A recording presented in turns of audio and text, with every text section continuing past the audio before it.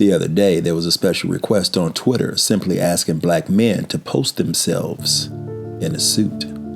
I guess you can say it was another internet challenge. Now, normally, challenges spearheaded by black people are well received. We start a new dance, eat something spicy, or douse ourselves with buckets of ice water. However, for some odd reason, the image of black men in suits wasn't as accepted. In particular, black feminists and the black LGBTQ community took issue with this challenge. They questioned if these black men had volunteered in their neighborhoods, if they were current on their child support payments, and even questioned if these black men had side chicks. The black feminists and the black LGBT community asked every question possible to besmirch these black men for dressing up. My first thought was, white supremacy is using factions of the black LGBT community and the black feminist movement to castrate black masculinity. There's always been a plan to destroy traditional nuclear black families. The best way to implement this strategy is to go after the head. Television, music, and media are manipulating us with representations from only two kinds of black men. They're either gangster or gay. Any other portrayal is considered a display of toxic masculinity. Why do they want you gangster?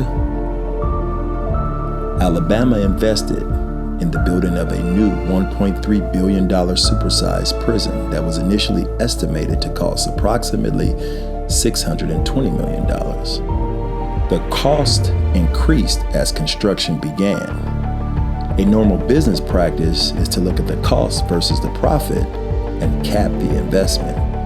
However, there is no cap in the lucrative business of housing prisoners. The money just keeps flowing. The new prison in Alabama outpaces the recently built $350 million prison in Nebraska and the newly built $1 billion prison in Utah. California, South Dakota, and several other states have passed bonds to build new prisons, even though their inmate populations have dropped. You can see the government's critical need for black men to become gangsters. Suddenly, every black character on TV is capable of armed robbery, killing, and drug dealing. The majority of shows with a predominantly black cast stick to the same narrative. Now even black characters who are working professionals harbor a dark and dangerous side story. The days of honest, hardworking black husbands and fathers leading their families and standing on principles and morals are over. What happened to the shows with the clean-cut black men who are in love with intelligent sisters? Black men are now the worst characters on the screen. Even our young black athletes, who are usually given way more opportunities and resources, are falling for that gangster persona. Music that is traditionally classified as black music is even more detrimental. I reject the notion that the music they play constantly on the radio and TV is all our fault. There's plenty of positive, conscious, unifying hip-hop on YouTube, SoundCloud, Apple Music, and other outlets. But this music is threatening to the power structure. Therefore, you'll never hear of these artists in the mainstream because their music doesn't fill prison beds.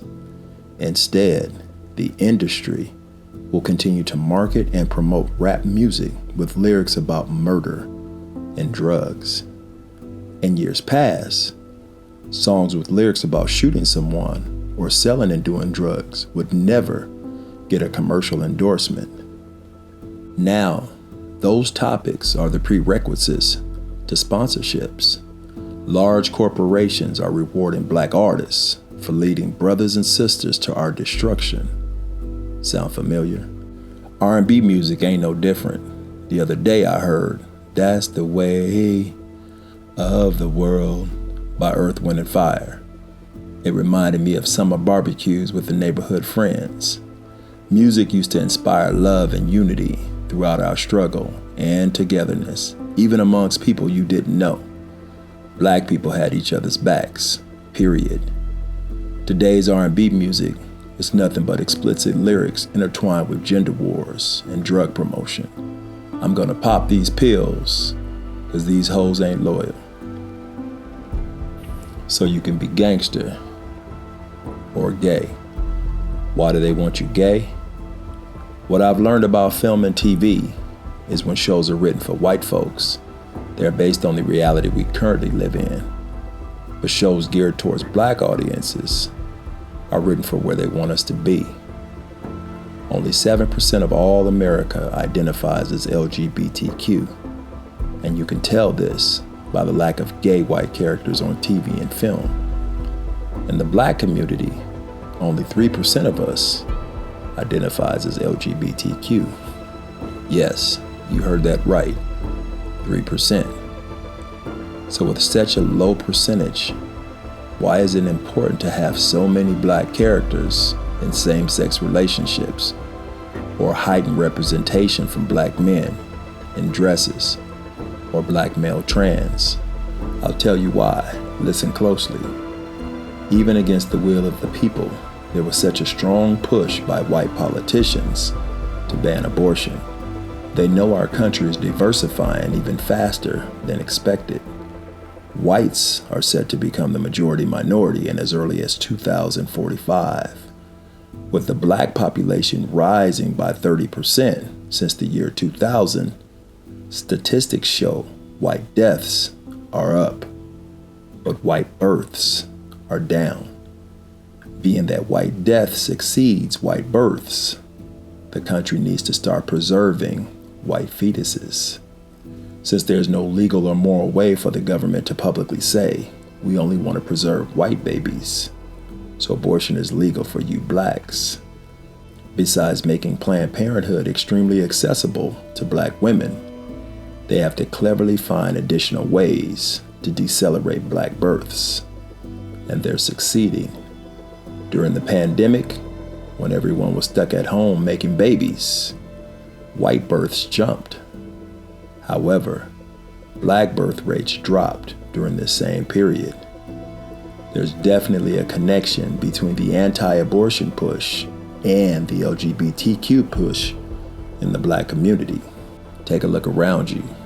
When there's a black show with an ensemble cast, at least half of the characters will be in the same-sex relationships, even though homosexuality is less than 3% of the black community.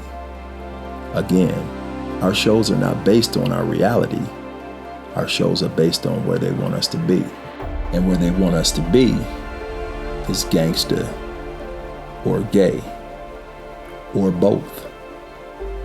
Let me be perfectly clear. I love me some black people. I don't care your circumstance, Crip, Blood, GD, BD, gay, straight, queer, trans, whatever. Spewing the agenda of black men being gangster or gay allows the powers that be to be in control of our procreation as well as our freedom. Sound familiar? Someone has got to start speaking up for the non-gang related, straight black husbands and fathers. Because what they would like to see is a bunch of 30, 40, 50, and 60-year-old black men sagging in tight jeans, draped in a bunch of gold chains with criminal records, so they can continue to call us boy for the rest of our lives. The Black Men in Suits Internet Challenge represented something much deeper and powerful. It allowed everybody the chance to see black men in suits who were not headed to a funeral or court. They were simply showboating that unified, strong, black alpha male energy this country hates. And without saying a word, these black men shouted, "Black power." Love supreme.